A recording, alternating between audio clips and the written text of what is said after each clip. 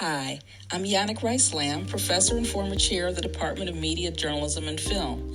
I have the best of both worlds. I teach what I do and do what I teach, to paraphrase a colleague. Since 2001, I've been at Howard teaching everything from reporting and editing to magazine publishing and media entrepreneurship. I'm also advisor to 101 Magazine, TruthBeTold.News, and Cover to Cover, a student group focusing on digital media and magazines. And I advised the Hilltop when it made history by becoming the first and only daily at HBCU. In addition to teaching in the classroom, which is my happy place, I'm an award-winning journalist, author, and co-founder of FierceForBlackWomen.com. Before joining Howard, I was editor-in-chief of Heart and Soul magazine and founding editor of BET Weekend magazine. Under my leadership, BET Weekend circulation grew from 800,000 to 1.3 million in just 3 years, securing the number 2 spot among African-American magazines. I also appeared on BET and worked on his first awards show in Las Vegas. That was a lot of fun. I was also a senior editor at Child Magazine. Then I filled in as executive editor of Essence Magazine under Susan Taylor for 6 weeks, which turned into an exciting year as editor-at-large and a team member for the Essence Awards and the first Essence Festival. Before switching to magazines, I worked at the New York Times, the Atlanta Journal-Constitution, and the Toledo Blade. What I love about journalism is that we learn something new every day while using the power of the pen to make a difference. I love coming up with creative ways to enlighten, empower, and entertain. Sometimes that means making sense out of nonsense. My mother planted the journalism seed by regaling me with stories of my Haitian grandfather writing about politics.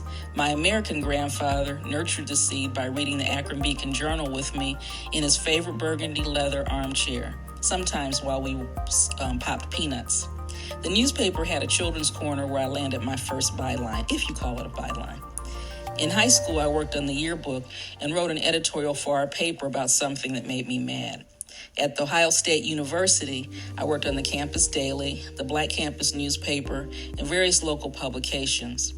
Ironically, I landed my first internship at Howard's job fair and met a recruiter there who became my mentor and later hired me to teach at the Mecca. Today, I write mostly about health. My passion project is an environmental article on the impact of the rubber industry that I'm wrapping up for the Fund for Investigative Journalism. Next up is a series called Hidden Scars on COVID-19 as one of 8 reporters selected to be a Carter Mental Health Journalism Fellow. Through other fellowships, I won an award for dealing with dementia and was a finalist for Stuck in the Hospital on how some patients end up waiting weeks and even months for long-term care. I couldn't believe that was happening to people. I've co-authored 3 books and contributed to several others. I'm putting my finishing touches on my debut novel, Nursing Wounds. It's about a young nurse who's a person of interest in the death of one of her favorite patients.